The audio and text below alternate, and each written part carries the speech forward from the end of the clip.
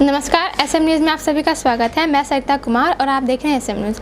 आज हमारे साथ है राजेश कुमारी जी, जो कि एक बहुजन समाज को जागरूक करने का काम करती है और बाबा साहब और गौतम बुद्ध की बातों को जन जन तक पहुंचाने का काम करती हैं। आज हम इनसे पूछना चाहेंगे कि ओबीसी समाज को बाबा साहब ने 27% आरक्षण दिया था, उसके बावजूद भी आज सिर्फ एससी समाज ही आगे क्यों है, ओबीसी क्यों नहीं? देखो, आपका सवाल बहुत अच्छा है और हमारे ओबीसी समाज आज तक नहीं जान पाया कि उनका असली बाप कौन है, उनका असली हमदर्द कौन है, उनका असली मसीहा कौन है। आज भी वो अपने दुश्मन को ही पूजते आ रहे हैं, अपने दुश्मन को ही मानते आ रहे हैं और जब तक वो दुश्मन को मानेंगे कभी उनका भला होने वाला नहीं है। मैं आपने सवाल किया है कि ओबीसी समाज को 27% कहाँ से आ गया। मैं आपको यहाँ थोड़ा सा जिक्र कर देना चाहती हूँ। इस देश के अंदर जो हमारा वर्ण व्यवस्था है उसके अंदर हमारे 4 ही वर्ण हैं, ब्राह्मण, क्षत्रिय, वैश्य और शूद्र। अब हम जब ओबीसी समाज का जिक्र करते हैं तो ओबीसी समाज हमारा किस वर्ण में आता है? ब्राह्मण समाज में, ब्राह्मण वर्ण में नहीं आता, क्षत्रिय वर्ण में नहीं आता, शूद्र उसमें वैश्य वर्ण में नहीं आता। अब बचा चौथा हमारा शूद्र वर्ण, जिसमें 85% हमारा समाज आता है। तो जब इस शूद्र वर्ण में आता है, लेकिन वो लोग मानने के लिए आज भी तैयार नहीं हैं और कि वो ये कहते हैं कि नहीं, हम तो ऊंचे लोग हैं, हमारी तो जाति ऊंची है। अब इन मनुवादियों ने हमें जाति के चक्कर में ऐसा फंसा के रखा हुआ है। एक जाति अपने आप को दूसरी जाति से ऊंचा मानती है, कोई भी अपने आप को नीचा मानने के लिए तैयार नहीं है। और अगर देखा जाए तो हैं हम सब एक ही वर्ण से निकले हुए हैं, हम सभी के सभी शूद्र वर्ण से हैं, लेकिन फिर भी हमें 6,745 जातियों में इस तरीके से बांट रखा है कि हम आपस में उलझते रहें। हमारा रोटी बेटी का रिश्ता ना बनने दिया। ब्राह्मण भारद्वाज के यहाँ शादी कर लेगा, ब्राह्मण द्विवेदी के यहाँ शादी कर लेगा, क्षत्रिय के यहाँ शादी कर लेगा, लेकिन इन्होंने हमें ऐसा फंसा दिया कि एक जाटव लड़की देखता है वो वाल्मीकि को नीचा मानता है, वाल्मीकि को जाटव को अपने से नीचा मानता है। तो हम जो है आज भी अपने उन्हीं रूढ़िवादी परंपराओं में लगे हुए हैं, उन्हीं में लिपटे हुए हैं। तो बाबा साहब डॉक्टर अम्बेडकर ने क्या देखा 1931 में, जब उसने बाबा साहब डॉक्टर अम्बेडकर ने वहाँ के इंग्लैंड के प्राइम मिनिस्टर रैमजे मैकडोनल्ड को कहा कि हमारे समाज को तो कोई अधिकार है ही नहीं, तो आप हमारे समाज को भी अधिकार दें, 85% को भी अधिकार दें।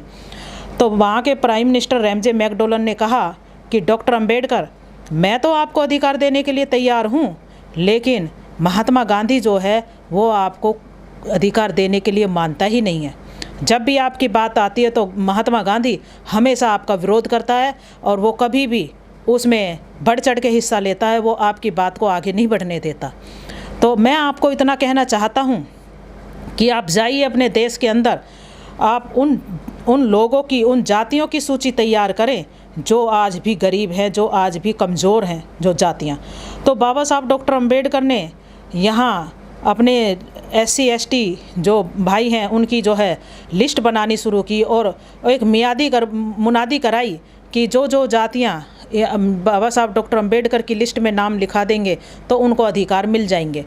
तो बाबा साहब के यहाँ पे सब जातियाँ अपना अपना नाम लिखवाने के लिए आ रहे थे, लेकिन गांधी तो हमेशा बाबा साहब का विरोधी रहा है। उसने पग पग पे बाबा साहब को दुख दिया है। सबसे बड़ा रोड़ा था ये बाबा साहब के सामने। अगर ये बाबा साहब का साथ देता तो आज हमारा देश और भी ज़्यादा विकासशील देशों में होता, लेकिन इसने बाबा साहब के कभी नहीं समझा कि बाबा साहब जो है एक सही बुद्धि से काम कर रहे हैं। लेकिन बाबा साहब तो बहुत महान पुरुष थे। उन्होंने लोगों से कहा कि आप अपनी जाति का नाम मेरे यहाँ रजिस्टर्ड कराएं, लेकिन इसने अब ओबीसी के लोगों को फेंका दिया कि आप डॉक्टर अम्बेडकर के पास मत चले जाना, वो सबको चमार बना रहा है। अब जब ओबीसी के लोगों ने ऐसे सुना, भाई हम तो चमार नहीं बनेंगे और हम जाटव क्यों बने, तो उन्होंने बाबा साहब की बात को नहीं माना और अपनी जाति का रजिस्ट्रेशन बाबा साहब के पास नहीं कराया। और जिन जातियों ने अपना रजिस्ट्रेशन करा लिया था बाबा साहब के पास, वो बाबा साहब ने वो जातियां वहाँ से मान्यता प्राप्त करा दी थी, रिकॉग्नाइज करा दी थी। और वो जातियां आज बहुत आगे बढ़ चुकी हैं। उन जातियों के अंदर आज IAS, IPS, डॉक्टर, इंजीनियर, जज, वकील सब पैदा हो चुके हैं। लेकिन जिन जातियों ने बाबा साहब की इस बात को नहीं माना, उन्हें हम OBC की जातियाँ कहते हैं। उनको हम OBC की जातियाँ कहते हैं। वो आज भी SC ST से कई सालों पीछे है। साहब काशीराम ने कहा था कि जो OBC की जातियाँ हैं, उन्होंने तो विद प्रूफ कर दिया था कि कई बार उन्होंने बड़े मंच से कहा था कि मैं एक फार्म देता हूँ, एक लेटर देता हूँ, उसे OBC के लोग अपने जाके बस्ती में, अपने घरों में, अपने समाज में जाके उसे गजटेड ऑफिसर से अटेस्ट करा के लाएं। लेकिन इसी लेटर को मैं अपने समाज के लोगों को देता हूं, तो मेरे समाज, जाटव समाज में आज भी एक घर में आपको 4-4 IAS, एक घर में 4-4 गजटेड ऑफिसर मिल जाएंगे। तो उन्होंने विद प्रूफ कर दिया था। तो जब इन्होंने नहीं माना तो बाबा साहब बड़े दुखी हुए। बाबा साहब ने देखा कि हैं तो ये मेरे ही लोग, ये अमेरिका इंग्लैंड से तो आए नहीं हैं तो ये मेरे ही लोग, लेकिन आज ये धोखे के शिकार हो रखे हैं, आज ये जो है मनुवादियों के शिकार हो रखे हैं, लेकिन आज नहीं तो ये कल मेरी बात को मान जाएंगे। तो बाबा साहब को दूसरी बार मौका मिला संविधान लिखने का। तो बाबा साहब ने संविधान बनाते वक्त आर्टिकल 340 के तहत OBC समाज को 27% आरक्षण की व्यवस्था कर दी। लेकिन ये बाबा साहब ने तो व्यवस्था कर दी, और जो संविधान बाबा साहब ने बना करके, लिख करके दिया कांग्रेस पार्टी को, क्योंकि उस वक्त के तत्कालीन जो सबसे पहले देश के प्रधानमंत्री थे, वो प्रधानमंत्री पंडित जवाहरलाल नेहरू जी थे। तो उन्होंने इसको लागू करना था 27% को, लेकिन नेहरू राजनीति जानता था, वो राजनीतिज्ञ था पूरा। तो उन्होंने इस 27% जो आरक्षण था इसको देना उचित नहीं समझा, और उन्होंने क्या काम किया, उन्होंने लोगों को, OBC के लोगों को भ्रमित कर दिया कि आपके 27% आरक्षण के लिए मैंने जो है विज्ञान भवन के अंदर एक आयोग बिठाया है, काका केलकर आयोग। और काका केलकर आयोग 17 सालों तक बैठा रहा और कोई रिपोर्ट नहीं दे सका। जब 17 सालों तक काका केलकर आयोग कोई रिपोर्ट नहीं दे सका, तो नेहरू जो है प्रधानमंत्री नहीं रहा, या इस दुनिया में ही नहीं रहा। तो नेहरू के ख़त्म होने के बाद में अपना देश के कुछ टाइम के लिए शास्त्री जी प्रधानमंत्री बने, और शास्त्री जी तो मात्र कुछ टाइम के लिए रहे। उसके बाद उनकी पुत्री श्रीमती इंदिरा गांधी देश की प्रधानमंत्री बनी और लंबे समय देश की प्रधानमंत्री रहीं। उन्होंने देखा कि मेरे पिताजी ने इनको OBC को 27% आरक्षण नहीं दिया, तो उन्होंने भी अपने पिताजी की तर्ज पर आते हुए और OBC समाज को भ्रमित कर दिया कि भाई अभी तक मैं जो आपका जो 27% आरक्षण है उसके लिए उन्होंने दूसरा आयोग बिठा दिया, मंडल आयोग। तो जब मंडल आयोग बिठा दिया, मंडल आयोग भी बैठा रहा, वो भी कोई रिपोर्ट नहीं दे पाया। और उसके बाद 1984 में इंदिरा गांधी जी भी इस दुनिया में नहीं रहीं और वो भी यहाँ से चली गईं। तो उसके बाद उनके बेटे राजीव गांधी देश के प्रधानमंत्री बने।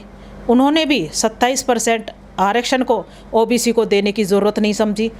और उसके बाद फिर देश के अंदर चुनाव होते हैं 1989 में, और VP सिंह ने जनता के बीच में जा कर के वादा किया कि अगर मेरी सरकार आती है, मेरी गवर्नमेंट आती है, तो मैं मंडल कमीशन को लागू करूंगा, और मंडल कमीशन को लागू करूंगा। तो ये कह करके उन्होंने चुनाव जीत लिया और वो देश के प्रधानमंत्री बन गए।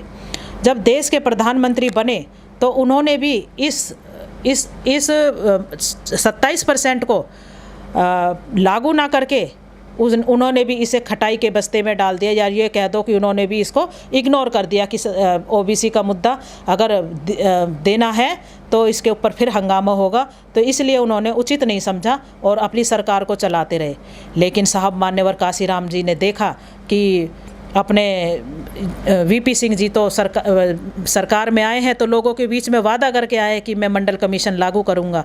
तो हमारे इस मिशन मूवमेंट को चलाने वाले साहब काशीराम जी, जो कि बहुत ही नेक इंसान थे और जो कि इस महापुरुष की हम उन्हें मानते हैं अपना, क्योंकि हमारे लिए उन्होंने जो हमारा आंदोलन ख़त्म हो गया था उसे साहब ने दोबारा चालू किया।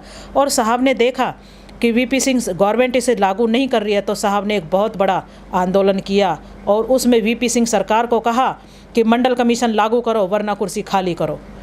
जब देखा वीपी सिंह ने देखा, क्योंकि साहब काशीराम के साथ लाखों लाख लोग जुड़े हुए थे, तो उन्होंने जब बामसेफ बनाई थी तो बामसेफ बनाने से पहले उन्होंने 30 लाख लोगों को अपने साथ बामसेफ में जोड़ा था। और उन्होंने पार्टी बनाई तो पार्टी के टाइम पे तो उनके साथ लोगों की कोई गिनती नहीं थी। इस तादाद में हर पूरे भारत में लोग बाबा साहब काशीराम के साथ जुड़े हुए थे। जब साहब काशीराम ने ये ललकारा कि मंडल कमीशन लागू करो वरना कुर्सी खाली करो, तो वीपी सिंह की कुर्सी हिल गई और वीपी सिंह ने बहुत जल्दबाजी में ये फैसला ले लिया और वीपी सिंह ने 27% आरक्षण को तुरंत लागू कर दिया। और जब 27% को वीपी सिंह ने लागू किया तो उसके रिज़ल्ट पूरे देश ने देखे। ये मनुवादी समाज रोडों पे आ गया और देश की संपत्ति का नुकसान किया, बसें जलाई, लोगों को मारा पीटा और बहुत लोगों की जानें गईं और वीपी सिंह सरकार को अपनी कुर्सी भी गंवानी पड़ी इस 27% के चलते। तो ये हमारे मानसिकता रही है हमारे इन मनुवादियों की। जब दलित का नाम आता है, ओबीसी का नाम आता है, तो ये वहाँ कुछ भी नहीं देना चाहते। दलित को और ओबीसी को ये बांट के रखना चाहते हैं। बाबा साहब ने 1948 के अंदर 24 अप्रैल 1948 को लखनऊ के ग्राउंड में कहा था अपनी स्पीच में कि ए मेरे ओबीसी के लोगों, तुम्हारा हित अगर कहीं है तो वो बहुजन समाज के लोगों के साथ है, क्योंकि तुम अपने घर में रहोगे तो तुम्हें सब कुछ मिलेगा। तो जिस दिन SC ST और OBC समाज एक हो जाएगा उस दिन सत्ता पर कब्जा OBC समाज और SC ST का होगा। तो हमारे OBC समाज को बहुत जल्दी से जल्दी इन बातों को समझकर अपने घर में आ जाना चाहिए। जैसे साहब ने कहा था, बाबा साहब ने कहा था कि जिस दिन SC ST OBC के लोग एक हो जाएंगे सत्ता आपकी होगी। और उसी मंच से साहब ने कहा था कि जिस दिन ऐसा हो जाएगा उस दिन गोविंद बल्लभ पंत जैसे लोग तुम्हारे जूते के फीते खोलने में शान समझेंगे। तो उन दिनों गोविंद बल्लभ पंत जो है उन दिनों यूपी का चीफ मिनिस्टर था और गोविंद बल्लभ पंत जो है बड़ा व्याकुल हुआ कि ये डॉक्टर अम्बेडकर ने क्या बोल दिया।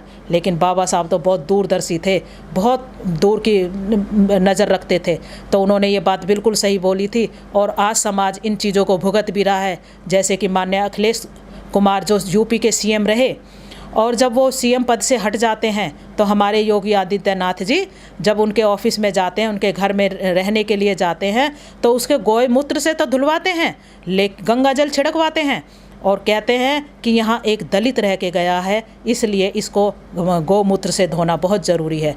तो उन्होंने ऑफिस को भी और उसको कार्यालय को भी और घर को भी, CM हाउस को भी गौमूत्र से धुलवाया।